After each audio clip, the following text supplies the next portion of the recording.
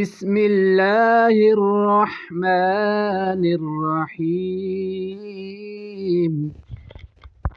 والتين والزيتون وطور سينين وهذا البلد الأمين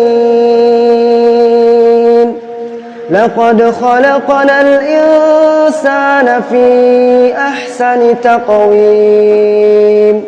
ثم رددناه أسفل سافلين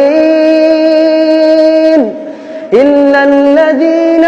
آمنوا وعملوا الصالحات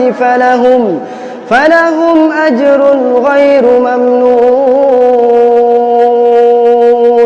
فما يكذبك بعد بالدين أليس الله بأحكم الحاكمين